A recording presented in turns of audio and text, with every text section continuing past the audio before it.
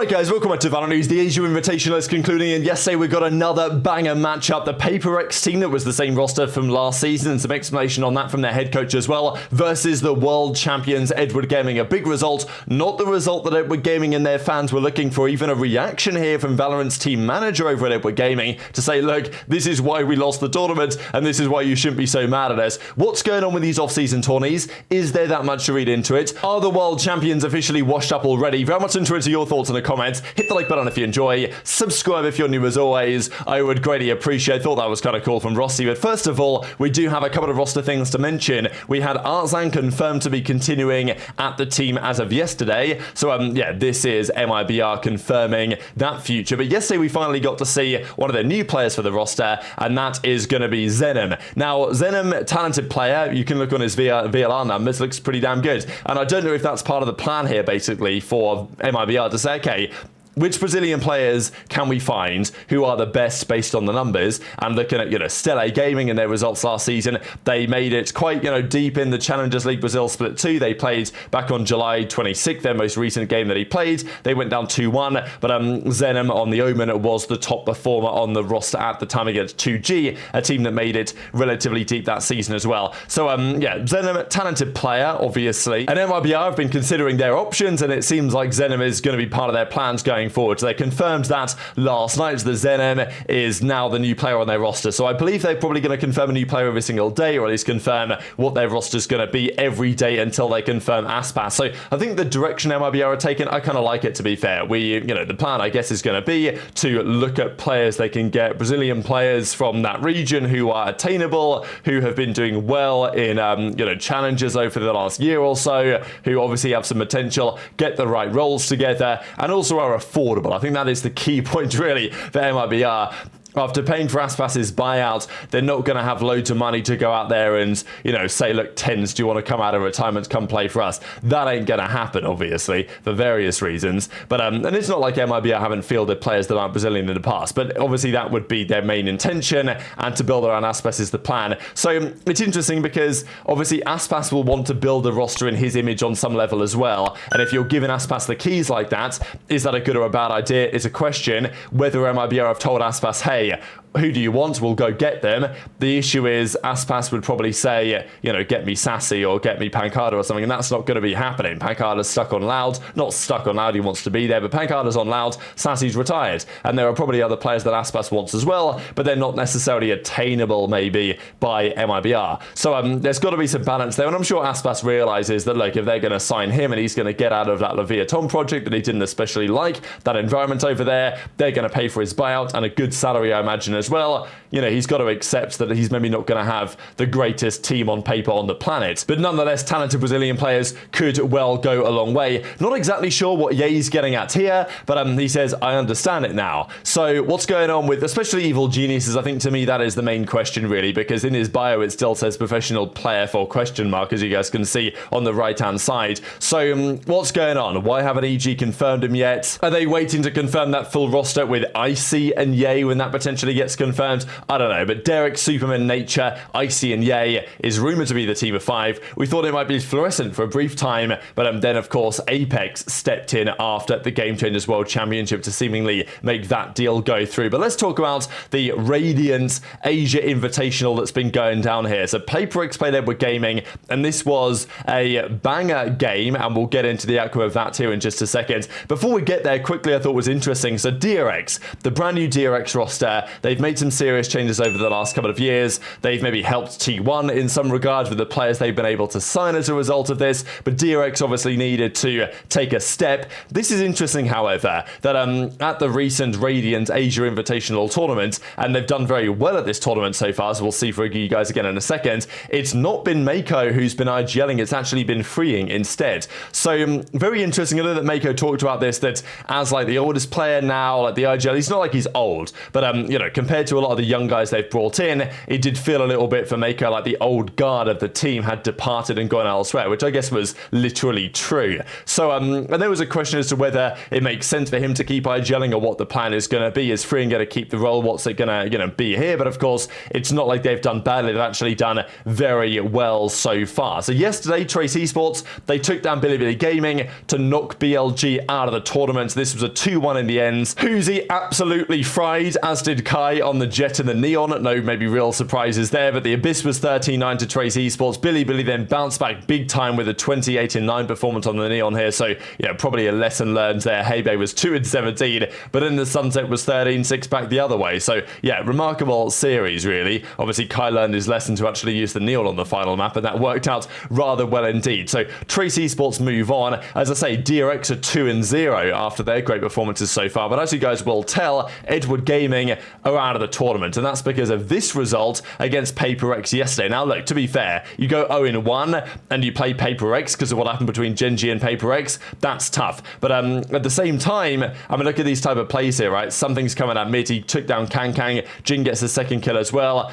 Obviously, something picks up the third. He flies out middle, obviously, while he's even concussed, and still gets the fourth kill. And eventually, Jing, I think, trades this one out for the game against Smoggy. So that's a 13-6 game one. Very comfortable indeed. They did bounce back and win the game two, Edward on the Ascent 13-6, but then the Pearl was 13-8 the other way with a massive defensive side to close out the game. So this is your World Championship winning roster. This is an off-season tournament. So that is the question, really, on whether this matters that much. The reality is it doesn't matter that much. Some teams make these, they take them more seriously. Some teams take them less seriously. But it's always important on some level. It's understandable that Edward, after winning the World Championship, they took some time off. They have, going to have regressed a fair bit. And it's understandable if they want to relax and rebuild and recharge going into the new season and effectively treat these games as kind of like exhibitions before they get ready to go again. Because, some teams, they want to prove themselves big time, and they need to prove themselves if they want to actually maintain that roster. Paper X are potentially one of those teams as well, and that's what we saw yesterday. So as Forsaken says, let's go, our first win, GG's EDG, and Paper X move on to the tournament,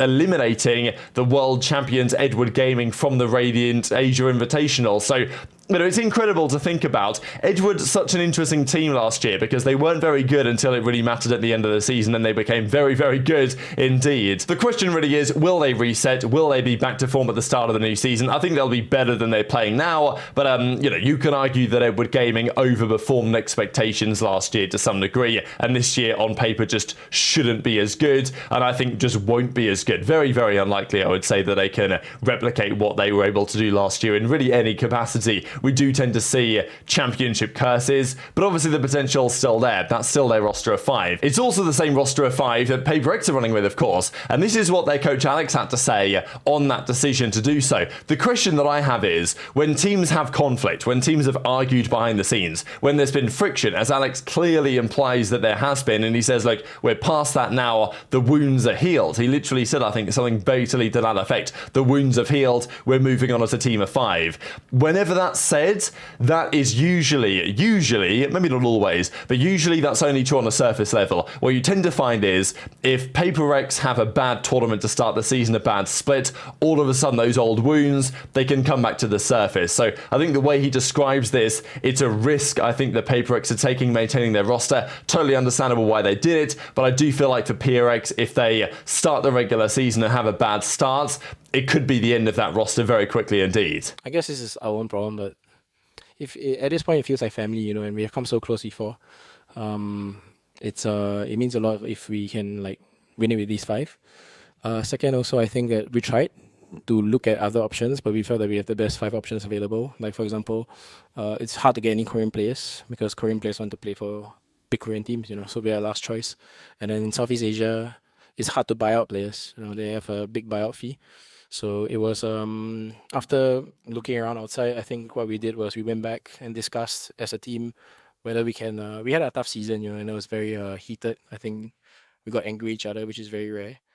After that, we tried to, talk it out, and then after some time, off season. We got to relax away from each other. I think the wounds have healed, and we're ready to try again. But the interesting part here was this. So team manager of Edward Gaming came out with a statement on, is this Weibo? I'm not so familiar with the Chinese apps, but he obviously made this comment. And if we hit the translation, we will find that it means the following. Thanks very much to the fans who came to Chengdu to support us offline this time. Thank you for all the hard work. In fact, we hope to have a good result for the competition. After all, the first international invitational competition hosted by China. So, of course, that's why there's lots of reaction. I know people are saying, oh, well, the Chinese fans are overreacting, which I get that argument, but equally, it's understandable why the Chinese fans wanted Edward to really deliver here. So, as he says, the reason is we have no vacation time or need to participate in the Guangzhou Invitation or other activities. In general, it's my problem with the arrangement of the competition and training. The players also came to participate with great psychological pressure. To put it simply, they almost had psychological problems after losing the game today. Doesn't sound very good.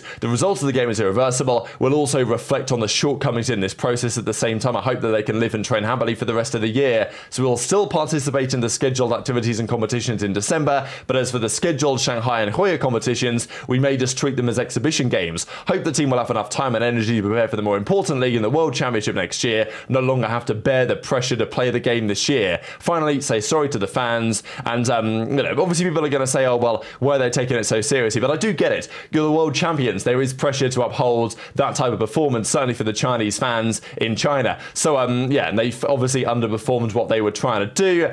Obviously, as the world champions, they had pressure to deliver, and they've been playing a lot over the last few months. There's maybe some burnout in play. We definitely talked about that with this season. They played so much that there was an argument burnout was going to affect them, and maybe it has done over the last couple of months. So they're going to maybe relax a bit more for the rest of the year and then hit the grind again when the start of the new season happens, which is maybe a fine idea, but equally, you are going to fall behind a bit if that is the approach, and obviously it's something that team will have to weigh up in terms of their decision making, right? So this is what Bo says, just an off-season tournament, but to be fair, EDG looks like they're not able to hold on to that form, and Chet says, look, let's just take it slow. I think it's more so to do with the fact that during the season people are constantly grinding to be in form, whereas in the off-season they take it a bit more chill, coming back to form after vacations, which is kind of what their manager says, but not necessarily. So look, I'm not saying, oh, they've got to disband, it's time to go blow up the roster, but I do think it's just worth keeping an eye on these developments, let's say, in the VCT right now. So very much enjoyed your thoughts on all of this stuff in the comment section below. Hit the like button if you enjoyed, subscribe if you're new, take care, and I'll see you next time.